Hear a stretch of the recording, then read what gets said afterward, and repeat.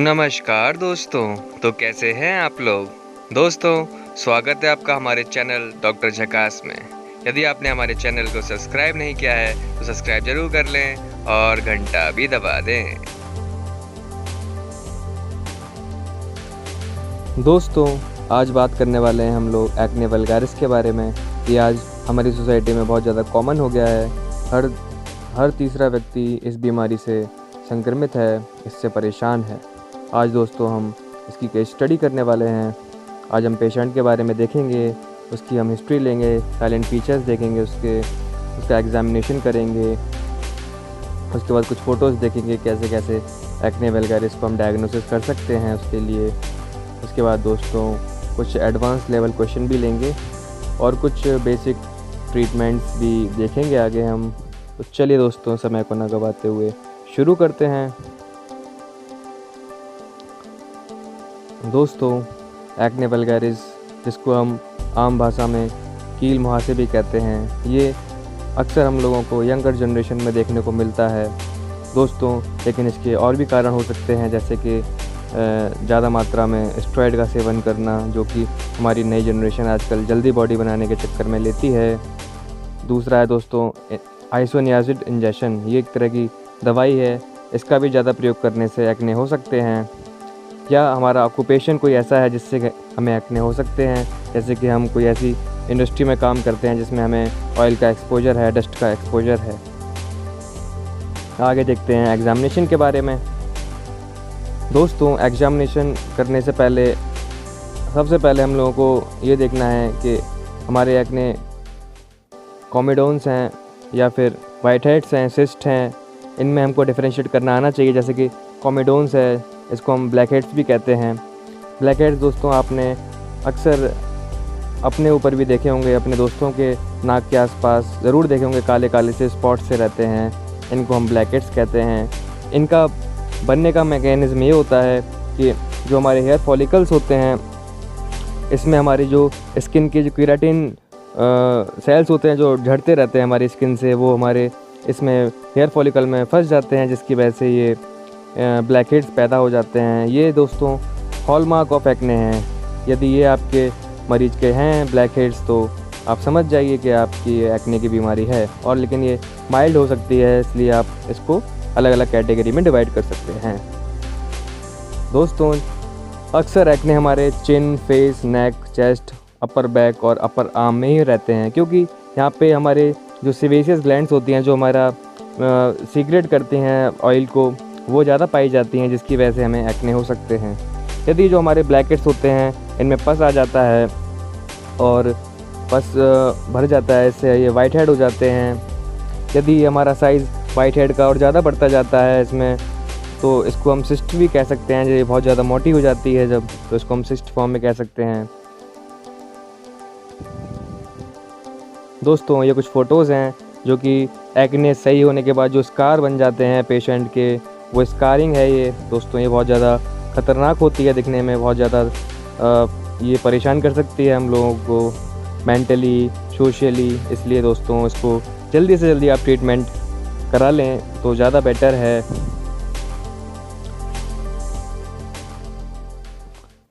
जैसे कि आप जानते हैं कि एक्ने वल्गारिस कोई एक फैक्टर से नहीं होता, इसके मल्टीफैक्टोरल डिसीज़ है ये। इसकी वजह से जो हमारे जो एक्ने होते हैं वो अलग अलग प्रकार के हो सकते हैं, जैसे कि कॉमेडोन्स जो हमने आपको बताया था, पैप्यूल्स। जब ये कॉमेडोन्स थोड़े से बड़े हो जाते हैं, इनको हम पैप्यूल्स कहते हैं। और इसमें जब पस आ जाता है, इसको पस्ट्यूल्स कहते हैं। ये जब नोडिकुलर हो जाते हैं, मतलब इनमें सिस्ट सी फॉर्म हो जाती है, तब इनको हम नोड्यूल्स कहते हैं। जब ये स्कैरिंग करते हैं तो उसको स्कार्स कहते हैं। डायग्नोसिस करने के लिए दोस्तों आपको हमने पहले ही बता दी हैं चीज़ें कि हम कैसे कैसे डायग्नोसिस कर सकते हैं। लेकिन अक्सर पेशेंट की जो स्किन होती है बहुत ज़्यादा ऑयली रहती है, बहुत ज़्यादा सीबेसियस ग्लैंड का ग्रीसी स्किन रहती है, मतलब हम लोगों की। दोस्तों, ये एक्ने होता है वो अक्सर देखा गया है कि प्रोपियोनी बैक्टीरियम की एक्ने की वजह से होता है। ये एक बैक्टीरिया है, इसकी वजह से एक्ने फॉर्म हो जाता है। कभी कभी दोस्तों हार्मोन्स की वजह से भी हो जाता है, हार्मोनल इम्बैलेंस की वजह से। ये हमारे टीनेजर्स में अक्सर देखे जाते हैं। आगे देखते हैं दोस्तों पैथोजेनेसिस ऑफ एक्ने। जैसे कि मैंने आपको पहले से ही बताया था कि हमारा फॉलिकुलर केराटिनाइजेशन होता है, उसकी वजह से भी एक्ने हो जाते हैं, सेबोरिया की वजह से भी हो जाते हैं, या फिर हमारा जो पी एक्ने है, मतलब जो बैक्टीरिया होता है, इसकी वजह से भी एक्ने हो सकते हैं। फॉलिकुलर केराटिनाइजेशन का मतलब होता है कि जब हमारे जो हेयर फॉलिकल्स होती हैं, इसमें हमारे केराटिन सेल्स का मतलब सेल्स हमारे इसमें फंस जाते हैं, इससे पोर्स से बाहर नहीं निकल पाते हैं, इसकी वजह से एक्ने हो जाते हैं। सेबोरिया की वजह से मतलब एलर्जी की वजह से भी हो सकते हैं, या फिर बैक्टीरियल इन्फेक्शन की वजह से भी एक्ने हो जाते हैं। कभी कभी दोस्तों जेनेटिक फैक्टर भी रहता है, हार्मोनल फैक्टर भी रहता है, इसकी वजह से भी एक्ने रह सकते हैं, इसलिए आप पेशेंट की हिस्ट्री ज़रूर ले लें।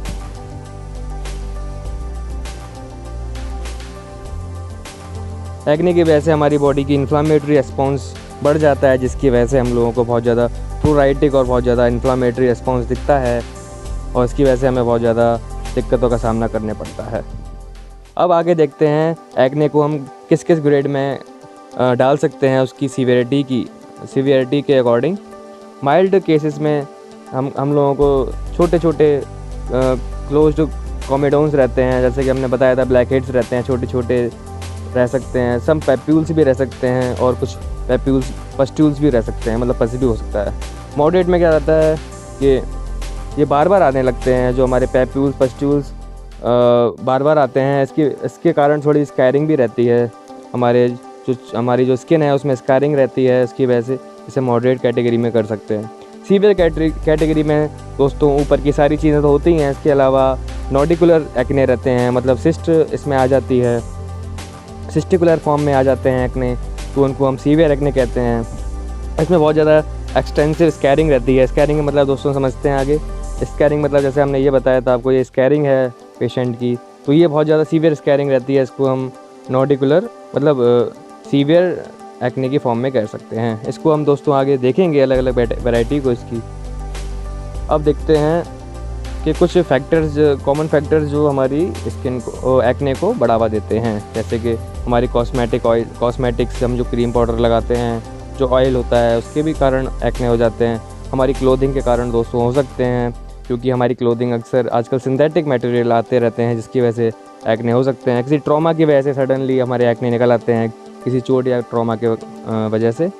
यदि हमको स्वेटिंग ज़्यादा होती है, उसकी वजह से भी एक्ने हो सकते हैं। दोस्तों ये कैटेगरी आपको दिख रही है फिगर में, इसमें जो पहला कैटेगरी है ये माइल्ड एक्ने है। आपके पास क्लिनिकल प्रैक्टिस में पेशेंट आते हैं तो आप देख सकते हैं, ए हमारा माइल्ड एक्ने का दिखा रहा है, बी में थोड़ा सा दोस्तों पस दिख रहा है, येलो, इसमें पस आ गया है, इसको हम मॉडरेट एक्ने कह सकते हैं। यदि जो पस है अब जो दिख रहा है वो सिस्ट फॉर्म में कन्वर्ट हो जाता है, मतलब सिस्टिकुलर हो जाते हैं, इनको हम सीवियर एक्ने कहते हैं, और आगे स्कैरिंग कर सकता है ये। अब देखते हैं दोस्तों, how can we manage acne, हम कैसे एक्ने को मैनेज कर सकते हैं और कैसे हम बेसिक ट्रीटमेंट दे सकते हैं एक्ने का। सबसे पहले हमको एक्ने में यदि स्कैरिंग हो रही है तो उसको हमको रोकना है, क्योंकि वो स्कैरिंग आगे जाके बहुत ज़्यादा भद्दी लगने लगती है, बहुत ज़्यादा बुरी लगने लगती है, तो हमको एंटी स्कैरिंग क्रीम दे सकते हैं हम। इसके अलावा हमको एक्ने की ड्यूरेशन को कम करना है, क्योंकि एक्ने यदि ज़्यादा लंबे समय तक रहेंगे तो वो हमारी स्किन पे बैड इफेक्ट डाल सकते हैं, दुष्प्रभाव डाल सकते हैं। उसके अलावा दोस्तों साइकोलॉजिकल स्ट्रेस को कम करना है, क्योंकि एक्ने जिस पेशेंट के होते हैं उसको मेंटली और सोशली बहुत ज़्यादा स्ट्रेस रहता है। हमको एक चीज़ का और ध्यान रखना है कि हमको अपने चेहरे को बार बार नहीं धोना है, क्योंकि लोग अक्सर कहते हैं कि एक्ने में अपने चेहरे को बार बार धोना चाहिए, लेकिन ऐसा नहीं है। यदि आप किसी भी प्रकार की स्टीम लेते हैं, सौना बाथ लेते हैं, टर्किश बाथ लेते हैं, तो उसको ना लीजिए।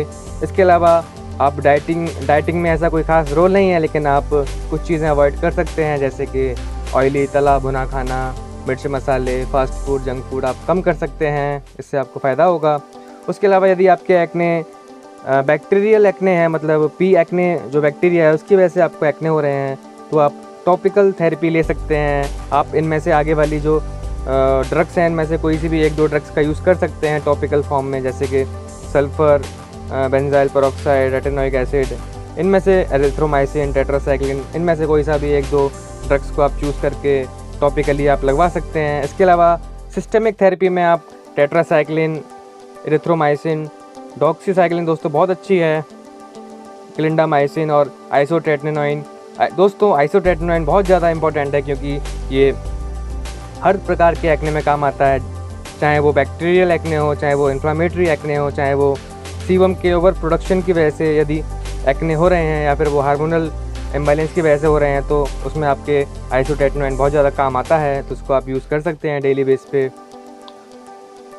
अगला है दोस्तों, यदि आपके सीबम ग्लैंड में बहुत ज़्यादा ओवर प्रोडक्शन हो रहा है, बहुत ज़्यादा ऑयली स्किन है आपकी, तो उसमें आप सिस्टमिक एजेंट ले सकते हैं, जैसे कि एंटी एंड्रोजन ड्रग्स ले सकते हैं, जिससे कि यदि आपके एड्रोजन हार्मोन ज़्यादा है बॉडी में, तो उसके अलावा आप स्पाइरोनोलैक्टोन ले सकते हैं ड्रग, ये भी बहुत अच्छे काम करती है। आइसोट्रेटिनोइन तो दोस्तों चल ही रहा है। इसके अलावा यदि आपका इन्फ्लामेटरी रिस्पॉन्स ज़्यादा है बॉडी का, आपके ज़्यादा रेडनेस रहती है, ज़्यादा इन्फ्लामेटरी रिस्पॉन्स रहता है, तो आप सिस्टेमिक स्टेरॉइड की गोलियां ले सकते हैं, कॉर्टिकोस्टेरॉइड ले सकते हैं, आइसोट्रेटिनोइन ले सकते हैं। इसके अलावा टॉपिकल में आप मेट्रोनिडाजोल ले सकते हैं, और या फिर आप इंजेक्शन लगवा सकते हैं स्टेरॉइड के। यदि आपके abnormal discrimination of follicular epithelium हो रहा है, यदि मतलब आम भाषा में यदि आपका जो फॉलिकल्स हैं जो आपके, उसमें आपके जो केराटिन सेल्स होते हैं जो हमारे, वो फंस जाते हैं या फिर किसी भी कारण वो एबनॉर्मली ग्रो कर रहे हैं, तो उसमें आप सिस्टेमिक एजेंट जैसे कि आइसोट्रेटिनोइन ले सकते हैं। उसके अलावा टॉपिकल में ट्रेटिनोइन ले सकते हैं, बहुत ज़्यादा अच्छी काम करती है दोस्तों टॉपिकल में ये ट्रेटिनोइन, ये आप टॉपिकली लगवा सकते हैं।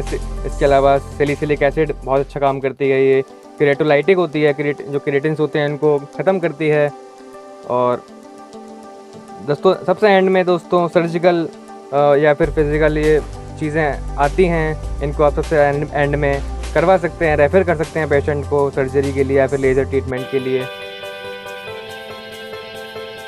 दोस्तों अगर हमारी वीडियो अच्छी लगी हो तो वीडियो को लाइक करें, शेयर करें और ऐसे ही वीडियो देखने के लिए हमारे चैनल को सब्सक्राइब करें।